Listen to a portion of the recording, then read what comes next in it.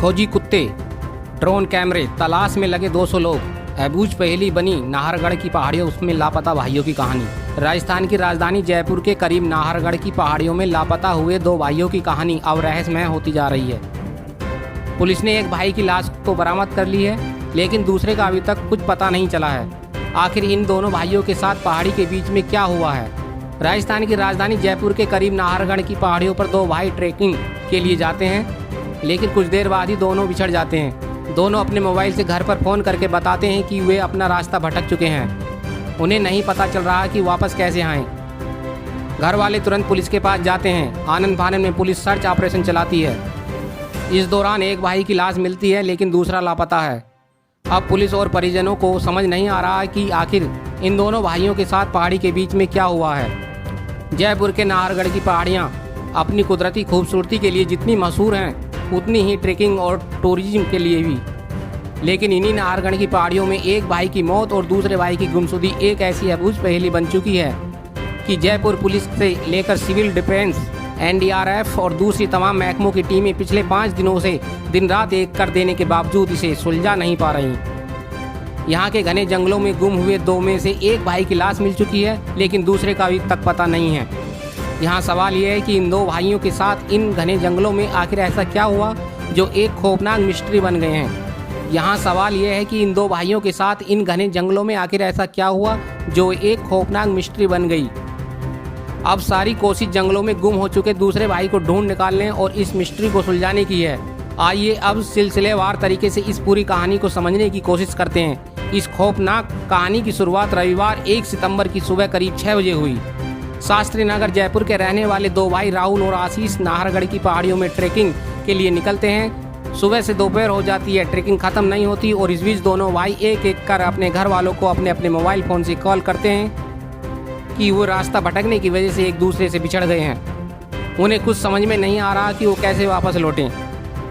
23 और 19 साल के अपने दोनों बेटों के गुम हो जाने से परेशान राहुल और आशीष के घर वाले अब शहर के शास्त्री नगर पुलिस स्टेशन पहुंचते हैं। बताते हैं कि किस तरह उनके 2 बेटे सुबह सवेरे नाहरगढ़ की पहाड़ियों में घूमने के लिए गए थे। उनका चरण मंदिर में दर्शन पूजन का भी प्लान था, लेकिन आगे बढ़ते बढ़ते दोनों भाई न सिर्फ एक दूसरे से बिछड़ गए बल्कि रास्ता भी भटक गए। लेकिन शास्त्री नगर की पुलिस बजाय उनकी मदद करने और लड़कों को ढूंढने की कोशिश करने के थानों की सीमा में उलझ जाती है। हिसाब किताब लगाकर बताती है कि ये मामला उनके यानी शास्त्री नगर थाने का नहीं बल्कि शहर के ही ब्रह्मपुरी थाने का है। अब परेशान घर वाले शास्त्री नगर थाने से ब्रह्मपुरी थाने पहुंचते हैं। वहां की पुलिस को फिर से वही सारी कहानी सुनाते हैं, लेकिन ब्रह्मपुरी पुलिस का रवैया भी ढीला ढाला ही रहता है।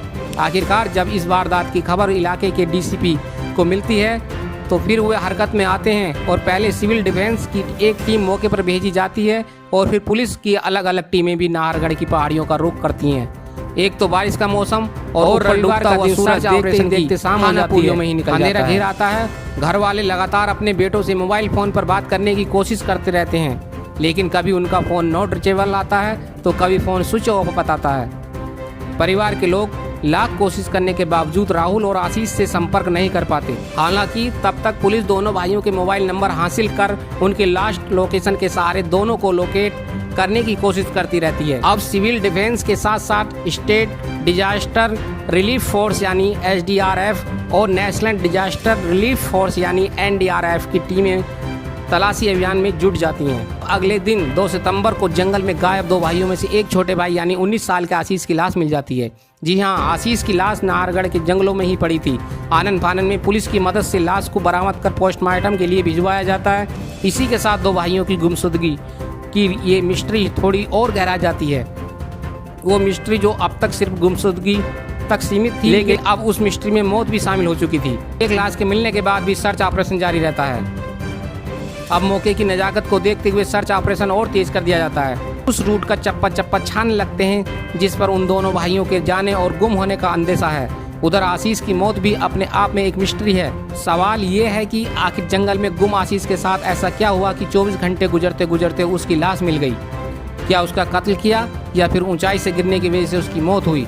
पुलिस ने आशीष की लाश का पोस्टमार्टम तो करवा लिया है। शुरुआती रिपोर्ट के इस सवाल पर भी खामोश है, क्योंकि रिपोर्ट में मौत की वजह सिर में चोट लगने को बताई गई है, लेकिन ये चोट कैसे लगी ये फिलहाल साफ नहीं है। 1 सितंबर से लेकर 6 सितंबर तक दोनों भाइयों की गुमशुदगी और एक की मौत की इस पहेली को अब 6 दिन गुजर चुके हैं, लेकिन पुलिस से लेकर सारी एजेंसियों के हाथ खाली हैं। यानी रहस्य जस का तस है। पुलिस ने छोटे भाई का मोबाइल फ़ोन तो बरामद कर लिया है, लेकिन ना तो बड़े भाई का कोई सुराग मिला है। और गायब होने के दिन भी दोनों की अपनी ही कंपनी में काम करने वाली एक लड़की से बात हुई थी। ऐसे में अब पुलिस इस पहेली को भी सुलझाने में लगी है कि क्या दोनों की गुमशुदगी के पीछे सिर्फ जंगल में भटक जाने की वजह है या फिर इसके पीछे कोई रिश्तों की पेंच और कोई साजिश है। ऐसे में ऊपर वाला न करे, यदि ये मान भी लिया जाए कि गायब दूसरे भाई के साथ ऐसा ही कोई हादसा हुआ है, तो भी जिस तरह से छोटे भाई की लाश मिलने वाली जगह कि इर्द गिर्द 3 से 4 किलोमीटर के दायरे को पुलिस और दूसरी एजेंसियां छान रही हैं, उन हालात में अब तक बड़े भाई राहुल का भी पता चल जाना चाहिए था। देश विदेश की खबरों से जुड़े रहने के लिए हमारे चैनल को लाइक करें, सब्सक्राइब करें और कमेंट्स करें।